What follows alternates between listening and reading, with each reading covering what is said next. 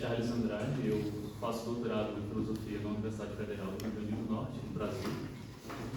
E o título dessa apresentação é esse que está aí na tela projetada: As noções aristotélicas de ciência e inteligência.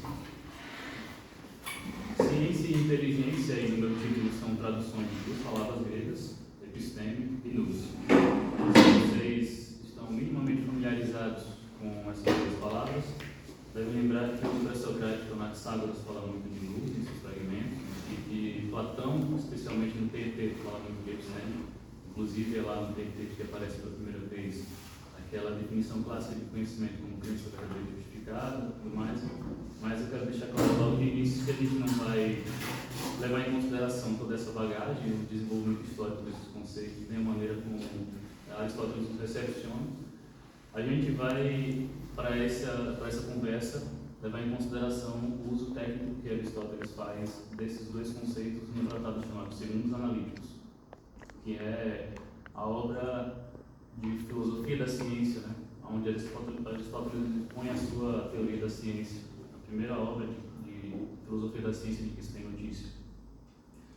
Então, lá nos Segundos Analíticos, Aristóteles deixa claro que todas as proposições relevantes no domínio de uma ciência, elas só podem ser efetivamente conhecidas de dois modos possíveis.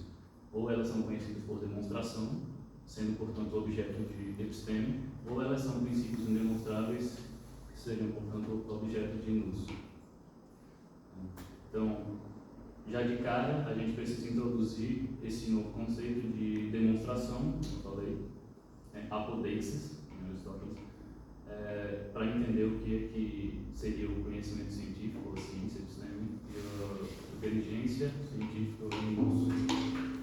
Então, para Aristóteles, nos Segundos Analíticos, alguém possui conhecimento científico de uma proposição P qualquer quando é capaz de demonstrar P. Por isso ele diz na Ética Nicômica que a ciência é uma capacidade de demonstrar. E o que seria então demonstrar uma proposição? Nos Segundos Analíticos, demonstrar P significa basicamente explicar P a partir dos princípios explicativos apropriados através de um silogismo demonstrativo, no qual P, essa proposição, o explanando, né, figura como conclusão. E aí eu introduzi uma nova palavra, talvez conhecida para alguns, o explanando, né, no latim, literalmente aquilo que você pretende explicar, é como convencionou se chamar o objeto de conhecimento científico, né, a conclusão de uma demonstração científica nos estudos aristotélicos, a gente chama de explanando. Esse explanando, ele é sempre um fato científico relevante que foi constatado e que precisa ser explicado. E a função da demonstração é justamente essa, explicar esse fato. Então, o explanando, que é o objeto do conhecimento científico, ele é sempre expresso em uma sentença predicativa, em Aristóteles, ou seja, precisa sempre envolver dois termos. Por exemplo, se um cientista ele quer explicar o que é o trovão, ou por que ocorre o trovão, ele não deveria se apegar a esse nome trovão, ele deveria transformar esse fenômeno em uma sentença predicativa com sujeito predicado. No caso da metafísica aristotélica, sempre precisa haver uma substância, que no caso seria a nuvem, e um atributo ou propriedade que seria um estrondo. Então, o trovão, ele precisa falar em termos de um certo tipo de estrondo que, em determinada circunstância meteorológica, ocorre em certo tipo de nuvens. Então, isso daí é o explanando que ele vai usar numa demonstração científica. É isso que ele precisa explicar, e não meramente dizer trovão. Ele precisa de dois termos. Em termos gramaticais, a gente chama o atributo de predicado, a substância do sujeito, por isso que o explanando tem que ser uma sentença predicativa. Então, vamos a um exemplo. Suponha que um astrônomo, em suas observações do céu noturno, ele observa que, diferente das estrelas, né, que são os astros fixos, que cintilam, os astros errantes, que os gregos chamaram de planeta, eles não cintilam no céu noturno. Isso é uma observação perspicaz, ele constata esse fato, os planetas não cintilam, mas daí ele precisa explicar, ele precisa demonstrar esse fato. E ele monta uma demonstração, nos termos aristotélicos, nesse formato. Ele coloca aquilo que ele quer explicar, que ele explanando como conclusão, os planetas não cintilam, e ele precisa encontrar duas premissas nas quais o termo mediador, presente nas premissas desse silogismo, forneça aquela causa primeira, aquilo explicação mais apropriada, mais adequada para explicar por que os planetas não sentiam. Nesse caso aí, ele disse que os planetas não sentiam justamente porque eles estão próximos em relação à Terra, diferente das estrelas que estão mais longe. Então, premissa 1, os planetas estão próximos em relação à Terra. Premissa 2, astros que estão próximos em relação à Terra não sentiram, logo, os planetas não sentiram. É importante destacar o seguinte: o silogismo demonstrativo, como todo silogismo, ele é um argumento dedutivo. Isso significa que P, naquela nossa explanando, ele é deduzido a partir de duas premissas. Só que isso não significa que essa inferência dedutiva seja o elemento mais relevante para a demonstração de P. Esse é um requisito básico, mas o mais relevante é que essas duas premissas forneçam a explicação mais apropriada de P. Dito de outro modo, é preciso que o termo mediador do silogismo demonstrativo, aquele que está presente em ambas as premissas, expresse a causa primeira, ou seja, o fator causal mais determinante e relevante e apropriado para explicar por que P é o caso. Então, nesse sentido, o conhecimento científico é muito mais do que mero conhecimento proposicional. Ele sabe de antemão, o conhecimento proposicional do exponente é pressuposto, ele sabe de antemão que os planetas não sentiram, isso ele observou, e como o exponente é um fato constatado, o seu valor de verdade, previamente conhecido, como eu falei. Então, demonstrar P significa muito mais do que meramente provar a verdade de P, ou fornecer uma justificação epistêmica para a crença em P. Como durante muito tempo se acreditou, existe uma tradição muito forte que defende nesse sentido. Eu defendo que mais do que mero conhecimento proposicional, saber que P, demonstrar P significa, antes de tudo, explicar P a partir da sua causa apropriada, saber por que P. Daí Aristóteles faz aquela diferença entre silogismo do que, silogismo do porquê, há um capítulo sobre isso no segundo livro. E aí mais alguns critérios importantes para a gente definir a demonstração científica. A relação de causalidade que ela expressa é sempre triádica, diferente daquela relação de causalidade que a gente está mais familiarizado, mais acostumado, que é a Humeana, que sempre envolve dois termos, uma causa e um efeito. Em Aristóteles, ele não fala em termos de causa e efeito, ele fala usa três termos, o explanando tem dois termos, é um sujeito, um predicado, uma substância e um atributo que pertence a essa substância, e uma causa que explica essa predicação. Então, ela é sempre triádica. A causa primeira é estabelecida por um terceiro termo, mediador, isso aí a gente já viu. E aí surgiu a seguinte pergunta: por que Aristóteles, por que Aristóteles escolhe o silogismo, a forma lógica, a estrutura formal do silogismo, como o instrumento por excelência da demonstração científica? Eu defendo que não é por causa do seu poder enquanto método dedutivo, não é por causa da sua eficácia como método dedutivo, mas assim porque ele também tem uma relação triádica e por esse motivo ele é bastante útil para expressar essa relação causal. Aristóteles percebeu isso e usou o silogismo por conta dessa estrutura triádica. Mais do que isso, a causa em questão de que estamos falando, ela é ratio essendi, não meramente ratio cognoscendi, ou seja, ela é uma razão de ser do explanando e não meramente uma razão de conhecer. A gente vai ver isso mais claramente nos exemplos que eu coloquei logo a seguir. E também é dito que as premissas são necessárias, não podem ser de outro modo.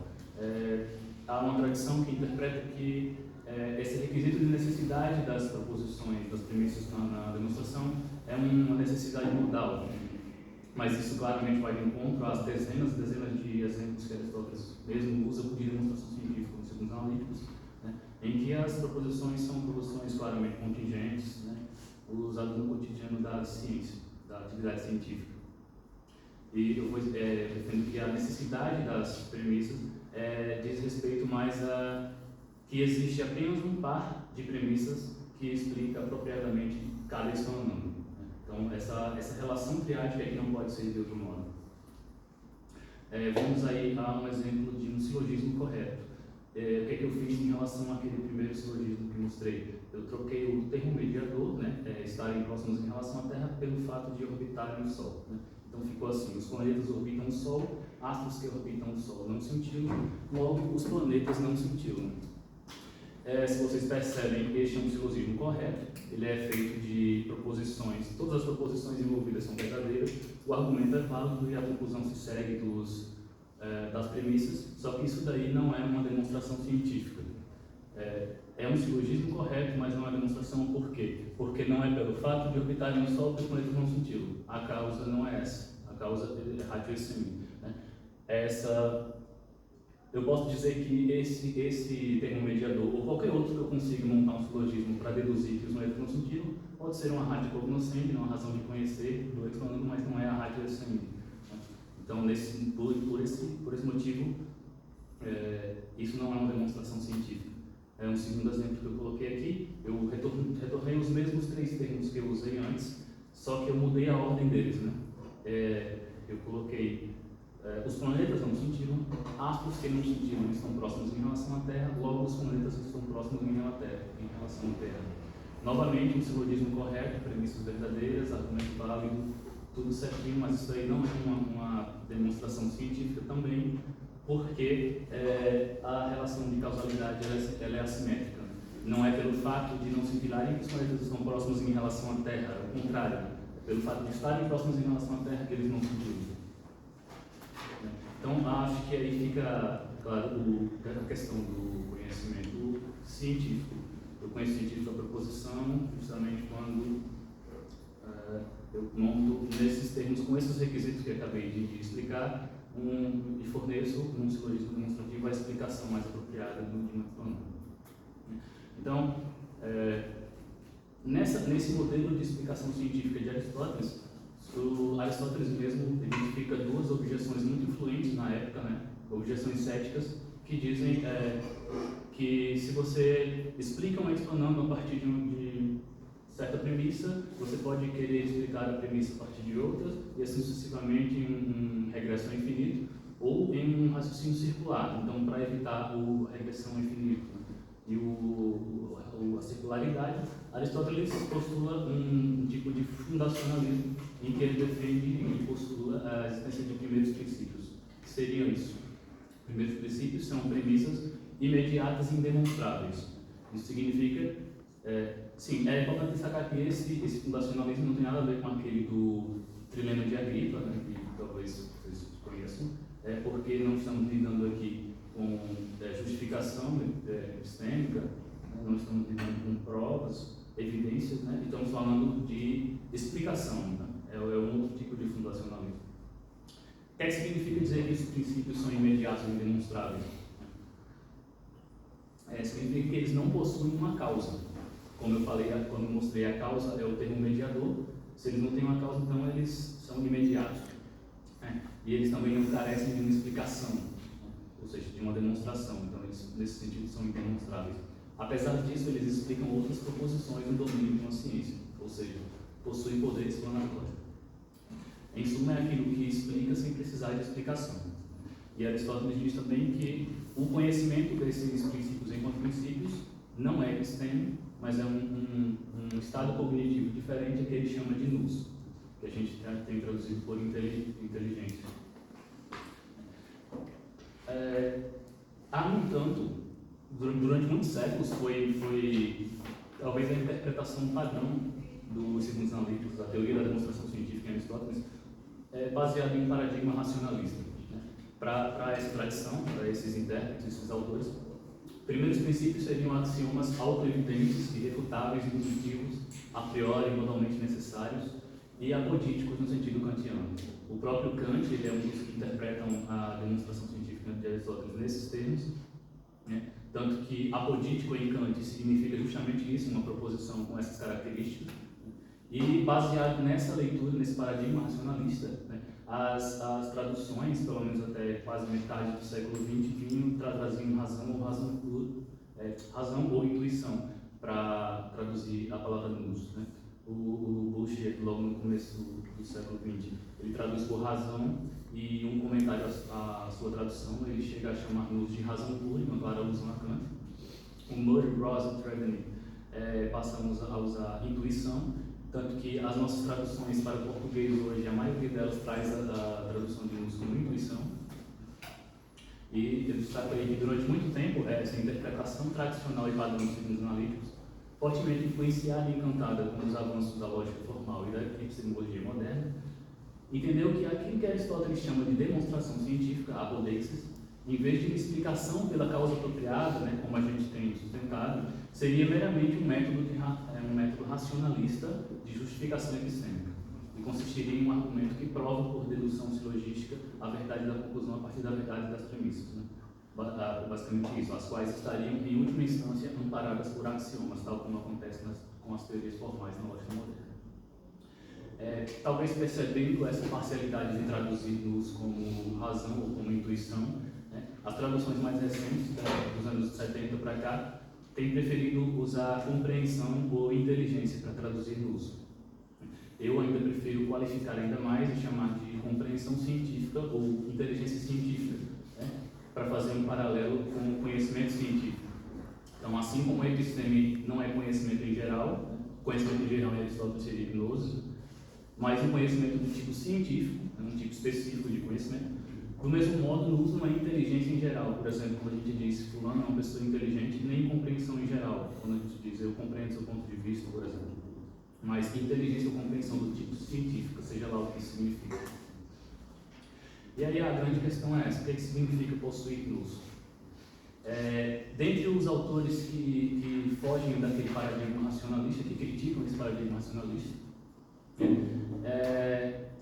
tem sido comum conceber luz como sendo uma espécie de caminho ascendente e indutivo que vai da conclusão em busca dos princípios, né? Você parte do explanando para procurar a causa primeira, aquilo que explica, e quando você encontra, você aí tem um caminho descendente dedutivo que seria a própria demonstração científica, a episteme. Então, luz é um caminho descendente indutivo, a episteme um caminho descendente dedutivo.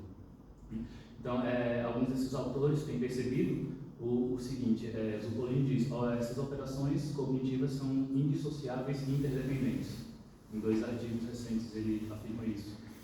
O Burnett chegou a dizer que elas coincidem quando o objetivo cognitivo é alcançado, e o Brustin defende que quando finalmente adquirimos conhecimento científico demonstrativo e não demonstrativo, né, noético, nós os adquirimos ao mesmo tempo e pela mesma atividade.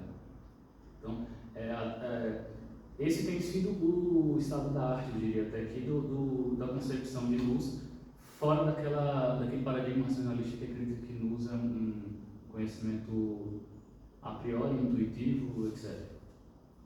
Então, para finalizar, a minha concepção de luz, ela vai complementar essa visão aqui. Não acho isso suficiente. Então, para mim, episteme e luz não são operações cognitivas indissociáveis, como o Zupolin propõe. Eu defendo que é possível possuir episteme sem luz e luz sem episteme acerca de qualquer fato, assunto ou domínio científico. Vou defender ainda que episteme é conhecimento científico acumulado, luz é uma certa expertise científica, né? Familiaridade, traquejo, estar na vanguarda e ser capaz de distinguir fatos demonstráveis de princípios indemonstráveis e de fornecer novas demonstrações para novos fatos. Quantos minutos eu tenho? Mais 1 minuto. Tá. Bom, eu fui até aí. Poderia dar um exemplo de como seria possível alguém possuir luz sem episteme nesse mundo que falta, episteme sem luz, luz sem episteme. Suponhamos que um Nobel em medicina, um virologista muito conceituado, ele é certamente alguém que possui luz na área da virologia. Ele conhece os princípios da ciência, ele tem esse traquejo, essa familiaridade de distinguir o que é um explanandum, o que é um explanandum e o que são princípios, o que é que pode ser demonstrado e o que não pode, né?